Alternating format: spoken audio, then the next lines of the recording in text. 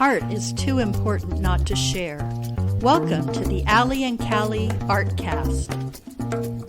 Hi, I'm Allie. And I'm Callie, and we're with the Coeur d'Alene Arts and Culture Alliance. Hello, everyone. Hello. We are back in our little studio That's the Chamber. It's looking a gorgeous at the lake. day. Beautiful day. It really is. Yep. It's supposed to be a beautiful weekend with a little bit of rain, I think. That's okay. Tonight, maybe. Yeah.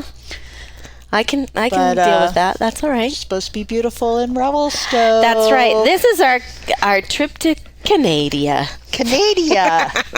Or Yay. Canada, as some people like to call it. Yeah. We're so excited. Right. So stay tuned for our live Facebook feeds from the Luna Festival. That's right, where we're going to see music, hear music. We're going to see some art in the alleys.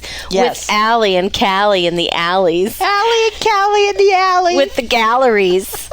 I'm going to try to that'll be fun. keep doing more of that. Yep, do more of that. What else can we rhyme with it?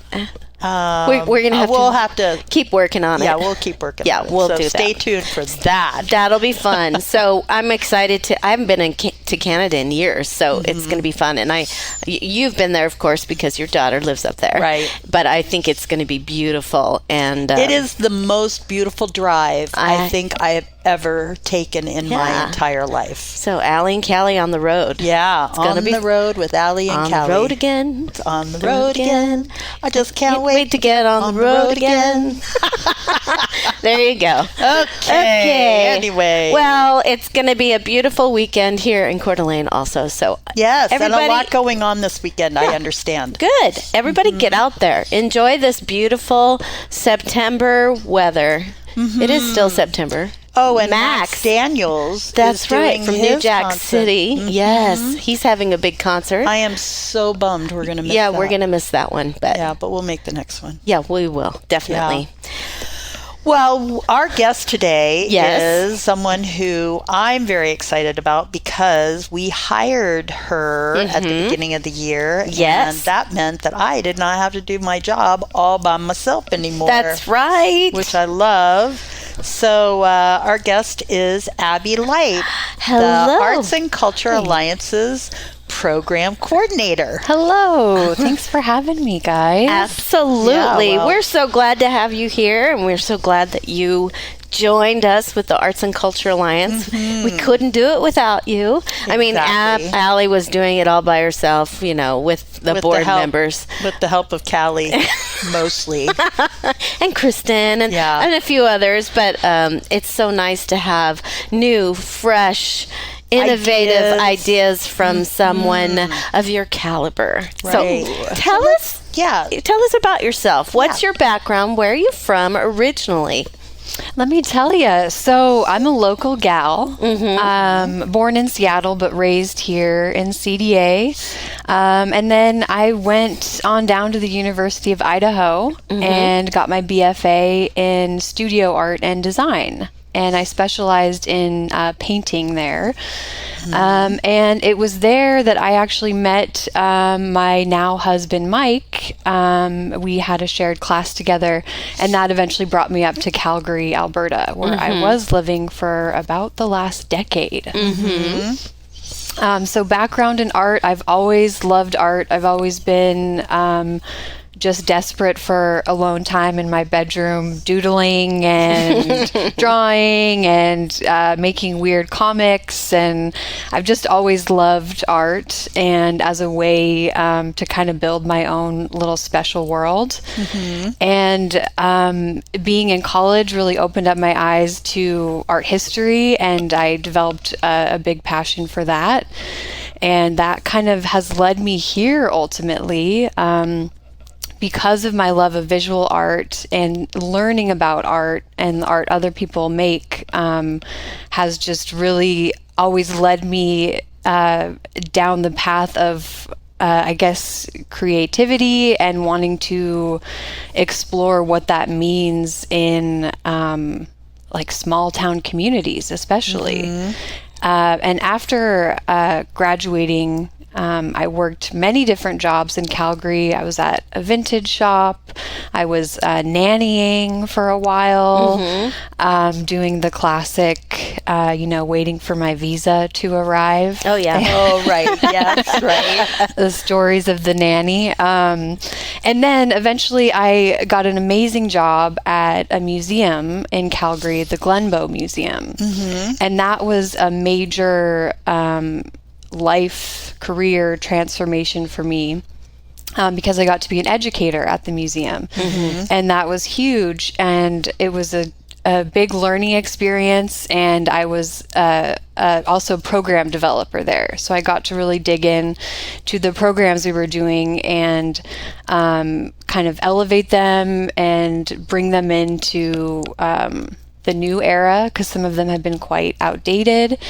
And it was just amazing working with people from all ages to develop these programs for kids primarily. And what were the programs? We did a mix of cultural studies, social studies, a lot of Western Canadian history. Oh, fun. So I got real into the fur trade, things like that, things I never would have expected to know about. But also a lot of contemporary art. So they had a whole floor dedicated to rotating exhibitions from around the world. So these were like world-class exhibits that were brought to the museum. Oh, fun. So it was major. I got to see Frida Kahlo. I got to see Christian Dior. Lots of different exhibits, but also lots of contemporary artists that really opened my eyes to just to that whole world. And being from the educator's point of view, I really got to dig into everything, research, and then present it in a way that was geared towards kids and trying to get them to learn about the cultural importance, but with the focus on artifacts and visual culture and material culture. So it's kind of a mix of everything, learning about the First Nations culture and Indigenous culture. I hadn't really known anything about that before. So it was really just like opened up my world in so many ways. Wow. What a great opportunity for you. It really was something I look back on now that I kind of maybe took for granted at the time, and then realized like that was a big deal. And they had a huge collection, one of the biggest collections of art in Western Canada. So it was really great. And actually they shut down because of COVID, but they reopened and they're renovating. And I got to be part of the process with the new president of the museum, who had a new vision, a new mission, and I got to actually be part of the group that helped to rewrite those things. Wow. Which was incredible, because they wanted everybody's point of view from the museum. So from the lowest level to the highest level. So I got to do that basically before moving here. Oh, that's great. Which was a really good way to kind of lead in to being a program coordinator now, as we're kind of, looking at the impact we have and in our community. Like yeah. Right. And wouldn't it be great I'd love for the Arts and Culture Alliance to have more educational programs. Actually last weekend we had the kids draw architecture, and it was the first time I actually could be a part of it, because I was always doing a show or was never available to be a part of it. And to see the kids, and mostly I think around 10 to, I think we went up to 17 years old. We did. And but the 10, 11, 12, I have a fantastic group of amazing artists, and quite accomplished little, focused little buggers. Yeah, they were. So I had an amazing group, and just to watch and to see these kids listen. I mean, it was a pretty long day.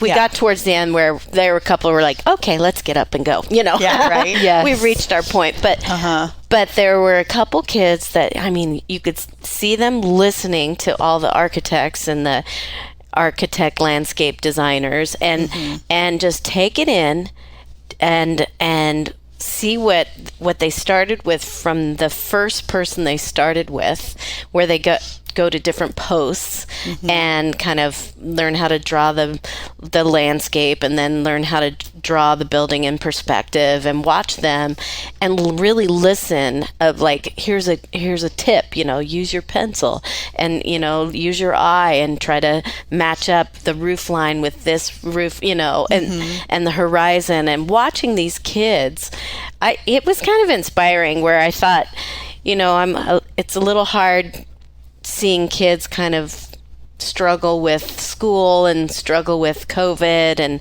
and that they've missed out on a lot of things in socialization, and it kind of gave me a little hope that there are some amazing kids out there, and sometimes they just need a little instruction.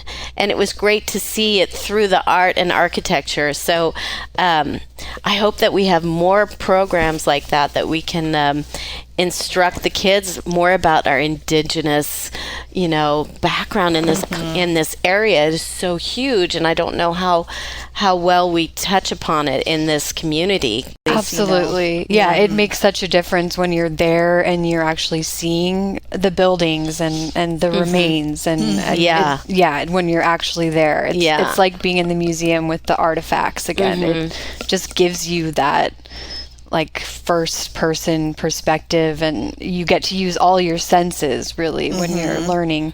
And like you said, Callie, you learn so much from the drawing instructors. You remember those tips for years to come, even if it's measuring something with your pencil or holding it from the back more, so you're using your wrist more instead of clenching onto it. Those tips really stay with you. Well, we're talking about even maybe doing it twice a year and having it in the spring, too, which might be really nice, especially if you had some of those kids come back and have like Kids Draw Architecture Part 2. And expand on some of the things that they learned. Anyway, I think it was really cool that you partnered with Architects West and the architects there, and your husband, who is a landscape architect. Yes, and he is always trying to bring more awareness to landscape architecture, because we all know what architecture is for the most part, but we forget that the whole built environment is all designed as well, and that's what they do, landscape architects. So park designs, and I've learned so much from him too, and he's just really passionate about his career, and so it's really fun to partner with them. That's great. So good. What are the other programs you're excited to be working on? I know the things that I've noticed that you're really good at is the posting of the galleries and doing the social media. The social media, yes. You're so good at that. Well, I guess I was kind of raised with it a little bit. I mean, for the most part, so it's kind of like second nature, which is crazy. But I also just love documenting things, and I love giving people a preview inside a gallery, or maybe a sculpture around town, or something that you may not see in person, but we've got it right here for you on our website, and it all just kind of ties in together. But I love that aspect, and Art Walk especially is a perfect way to get to know all the gallery owners and business owners that are part of Art Walk, and just like really trying to feature what they have going on and give people kind of more insight into that world. So that's definitely something that I really enjoy doing, especially because it connects the music and the art together. And it's just something that everybody knows when it is. It's always busy on Art Walk. Even this year when it was like torrential downpouring one night, there was still people out and about, and everybody relies on it. And I just love that so much about it. It's kind of like a cozy community feeling. The concert series were awesome, though. I have to say, I loved those. Something totally different for me. But I love how seeing everything came together. it's always very satisfying to see that selecting the bands and getting to know them and picking the openers and then the sponsors and making sure everything falls into line, and then actually working at the event, right, and seeing like the direct outcome of it. And again, that's something that people just know to go to every Thursday in the summer. So I love that. I love getting to be part of something that's already so established. And then I also love getting to do new fun things, like the Little Free Gallery. Come see over 40 unique vendors at the last Coeur d'Alene Flea Market of the year. Find us on Sunday, September 25th from 10 a.m. to 2 p.m. at the Roosevelt Inn in downtown Coeur d'Alene. We are a local nonprofit that donates our proceeds to charities, both local and global, and your support this season has meant everything to us and our community. Let's celebrate one last time before the cold weather. Bring a friend and we will see you at the Flea. So, Abby, you're also working on something that is really unique to this area. Tell us about the Little Art Gallery. Yes, so this is super exciting. So the idea first came about because we saw the opportunity to apply for the Project Neighborly grant that was run by the Idaho Community Foundation out of Boise. So saw that and then started brainstorming, what can we do? Something I've always wanted to do is this free little art gallery. I saw the idea in Seattle, an artist named Stacy Millinery. She has her own life-size gallery, and she built this teeny gallery to go outside of it. And what it is it's like the little free libraries where you can take something, you can leave something, right? You can just stop by and look, and that's the idea. So just like with books, instead it's art. So I saw Stacy's idea and then did a bunch of research online and realized that these are popping up all over the country. And a lot of them were inspired by Stacy originally. That's great. I don't know where the first one started, but yeah, so that's the idea. And I just thought it was so cute. And of course, I've always loved small things, miniature things. Me too. Right? And this is just such a fun, accessible, open way for everybody to leave art. You don't have to be a professional artist to contribute. You can be of any level, any age, any experience, put something in. It's like pretty heartwarming to see people leave these precious little things behind, knowing that they'll never see them again. It's like a gift to the universe almost. Right. Yeah. And you just kind of put out this little joyous thing and somebody can come by and take it. And it's been so great to see. And where is it located? So it's at 6th and Garden Avenue downtown. It's right outside of the Red Brick Studio. Okay. Which was the old Central School building. Which I think was an elementary school. I think so. Yeah, I think you're right. It's really beautiful, like classic brick building. There's a yoga studio in there, but the main drive to choose that location was the Red Brick Studio. Right. And it was a stop on our artist studio tour this year. But it's a great location. Lots of people walk by there. That's perfect. It's by a couple schools, and it is rarely empty so far that it's been opened. I love that. Yeah. I've only seen it empty one time. And then later I came back that day. And it had something. And somebody was filling it up. That's so fun. I want to do some. I need to get something in there. I know. I've been planning it and I just keep forgetting I know. to I bring it. need to do it. Yeah. That's just so fun. Well, it has gained so much momentum that Abby and I have been talking about we're going to get another one. I love that. Yeah, we want to keep expanding so there's more locations, more opportunities for people to leave their art. Yeah. That's so great. It's just fun, and it's not just about the art. It's also about engaging the community in a little creative adventure. Definitely. Yeah. It's whimsical and it's fun and it is a serious thing, but it's also the nature of it is very just joyful and fun. Yeah. Which we always need more of. Exactly. And there have been just some really fun comments on our Facebook page. Basically, they are saying, I love this so much. Right. Well, I love that it's just, it engages the community and you want to go see it and you want to see what's there. Yeah. It would be hard to take. I think I would have to give before I could take. It is fun to leave something and take I would something. be like, oh, could I take it? Oh. Right? I know. And that's what's so great about documenting it too, is taking the photos so that it does kind of live permanently. Is there a plaque or something that tells you more about the box right there? There is. Okay, good. Yes, there's our sign, and it's just very basic. Take a piece, leave a piece, or both. And take a picture? Does it say take a picture? You know, we've got our Instagram on there. Oh, good. And people have been tagging us in their photos. Oh, good. One person actually took a little doodle that somebody had done on the back of a receipt.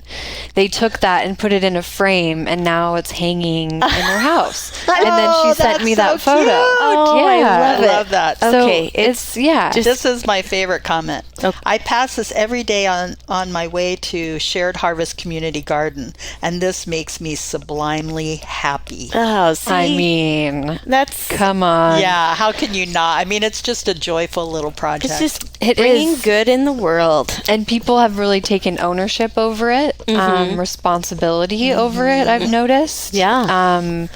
Which is just great. Yeah, to have something in your neighborhood that you feel connected to and you don't really know who started it or who Right. the people are necessarily. Right. But you know that, like, that's something for everyone. Right, and they clearly value it, which is important. That's so Yes. great. Yeah. So I'm excited about getting the second one up. That's too. going to be really fun. Yeah. That's awesome. Yep. And the grant from Idaho Community Foundation will cover all of the expenses. It's really not that expensive to do. You just got to make the box, right? And find a place to put it. Yeah, well, the box, why don't you tell the website that you found the boxes on? Yes. So this is a really great kind of hack if you're not someone who is wanting to, build.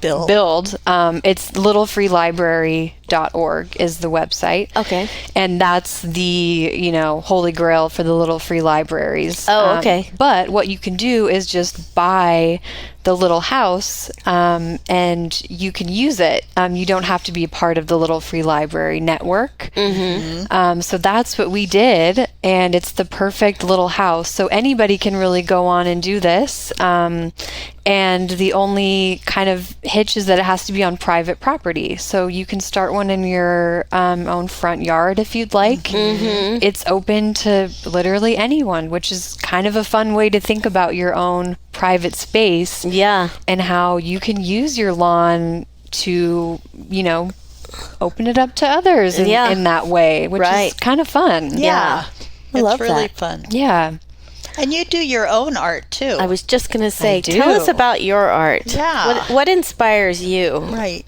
That's a great question. What really inspires me is characters. Growing up, I was obsessed with shows like I Dream of Jeannie and I Love Lucy. I loved all those old shows. And I'm really inspired by characters like that, the divas and the eccentric kind of kooky characters.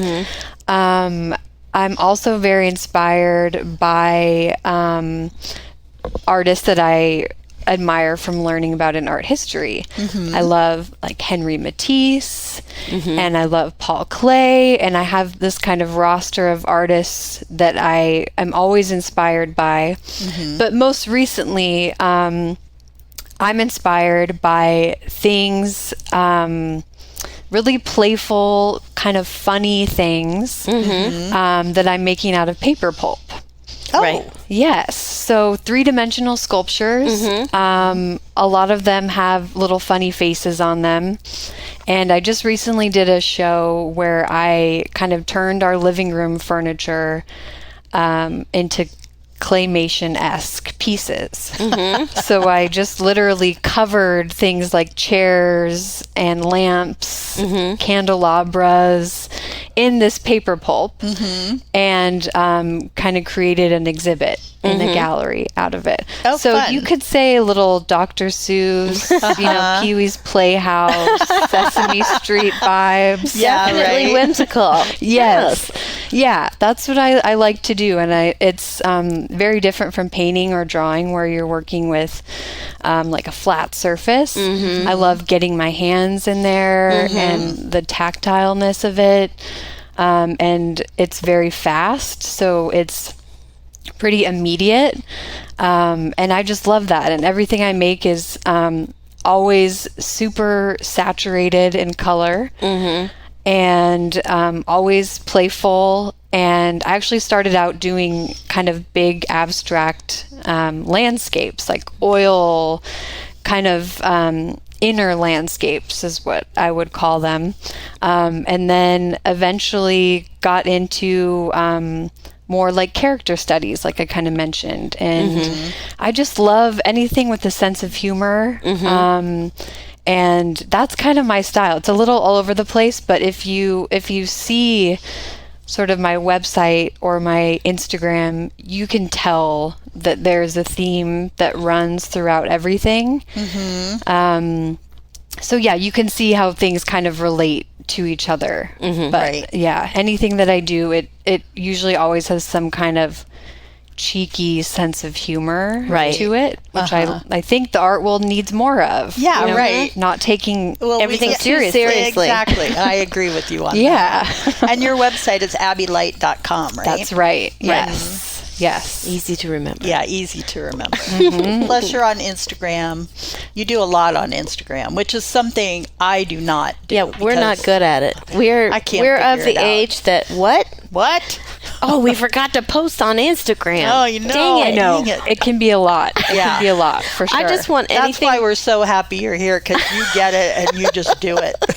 If we Yes. could just, if you post one place, I want it to just post at the other place. Right. You know, I know. don't want to have to do it twice. Well, you're supposed to be able to do that, too. but somehow we're not doing that. I know. I don't get it. Okay, we'll get this Help sorted. us. Abby will We'll get Abby, it. help Yeah, us. totally. Right. Yeah, We it's need actually help. been really fun to take a step back from my own Instagram and focus on ours. Yeah. Because although I do love it and I am on it Yeah. a lot, Yeah.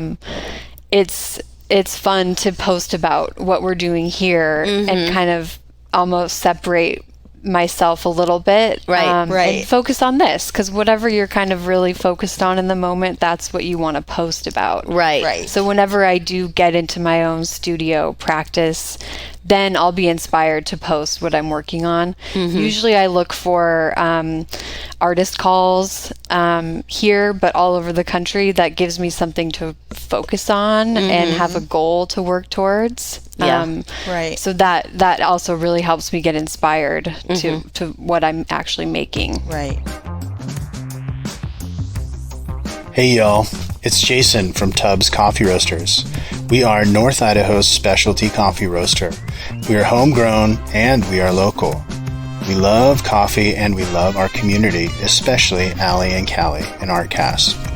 We have a retail space in our roastery in Hayden, and we can also be found on the shelves at Super One and Yokes.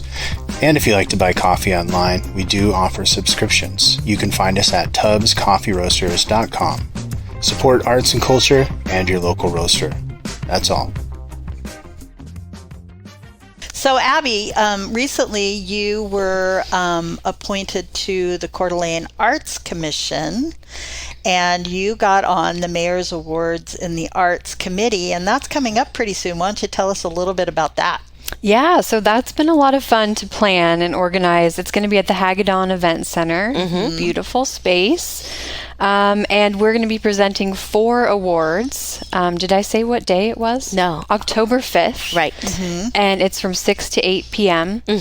And everybody's invited, really. It's a public award ceremony. And you can find all the information that I'm going to post on our Facebook today. Oh, good. Yeah. Yeah. I like to call it the Oscars of Coeur d'Alene. It is. Yeah. Yeah. It's very fun. And you know what? It's been a great way to learn about the people who have really been established in this community for so long, and being someone who's fairly new, it's just really great to kind of see like these respected figures in our community and their impact. So 4 winners. So Trigger Weddle won for support of the arts. She's wonderful. She sounds so wonderful. She is. Had so many great recommendations. And I mean, everybody. Callie and I nominated her. We did. That's right. That's right. Well, I've known Trigger for many years, and she's not only a wonderful actress, but she's a wonderful director and a dance teacher. I mean, she does it all. She does it all. And She's been on the podcast. She's been on the podcast, and she's also the events coordinator at the Kroc Center, and she's just done so much for the community for so many years. Yeah. And we're just delighted that she was nominated and won. Yay. Amazing. And everybody kind of noted how important it is, especially after COVID years, which we're still working through, of course. Yeah. But during the heat of it, they're talking about just kind of like the persistence and ability to kind of rise above even after all that. Yeah. And then Jim Phillips won for excellence in the arts, and he is a teacher, but also performer. Okay. So he had a lot going on for him, and people just had nothing but amazing things to say about Jim. And as well from his students. So that was really kind of special to see. Oh, nice. And then for arts and education, Deborah Loy Lind won. And Deborah, someone I wasn't familiar with before, but now I definitely want to reach out to her and get to know her. She seems just like that kind of all-star teacher, but she is also a performer and just really engaged with her students. And actually one of her previous students who's on the Arts Commission, she's the liaison. She had amazing things to say about her. Wow. So we got like a first-hand. That's great. Yeah, that was wonderful. And then Abigail Stevens won for student excellence in the arts. And she is an amazing musician, and she had so many awards and under her belt, and I think she was I want to say a sophomore in high school, super young, but she's really like gaining traction in that world, and she just had tons of accolades from all of her teachers, and it was pretty amazing to see. So somebody in high school who puts in that many hours into their skill on top of being a teenager and school work is just incredible. So she was definitely a standout. And we're really excited. We're gonna have our performers there. The MC is going to be none other than local legend, Stephen Shortridge. Oh, that's so nice. He'll do a great job. He'll be wonderful. That's great. Fun. So really Very looking cool. forward I'll to that. be there.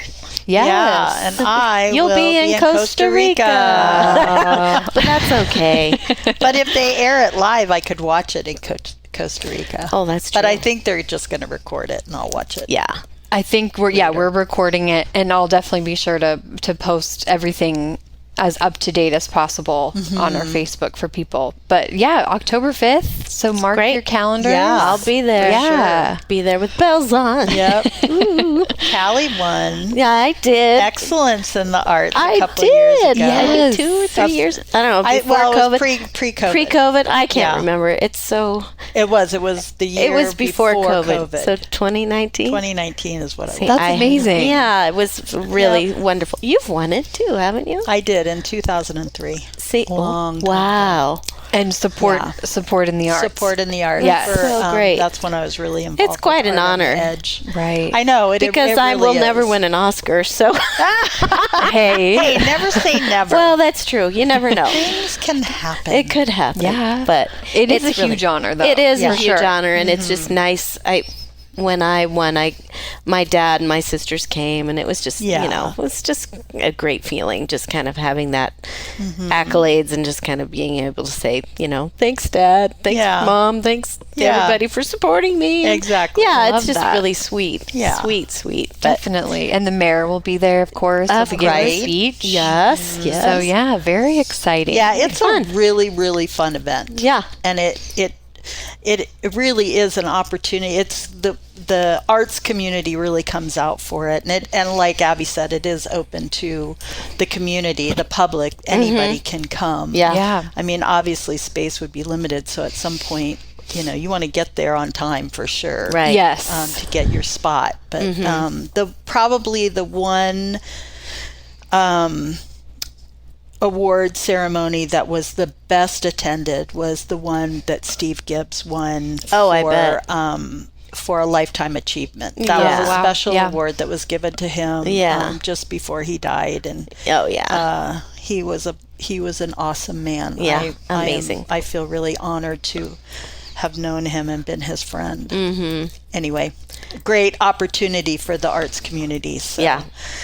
Very cool. Well, Abby, I can't tell you how happy I am to have you as part of the Arts and Culture Alliance. Absolutely. We can't wait to see what you're going to bring to the table. Next, I know. There's always some fun ideas coming out of that little head over there. That's right. She's going to get us all Instagrammed up. That's Yes. right. Yeah. Well, yeah, and I really love you guys and love this job, and it's an incredible opportunity for me in my life, and has just opened so many doors and has inspired me in so many ways, and just makes me want to work really hard. And I'm just grateful to have you guys, rooting for me, and that we can work as a team. So it's been major for sure. It's Absolutely. been great. Yeah. Yep. We have a good team. We do have a good We really team. do. Yep. We're lucky too.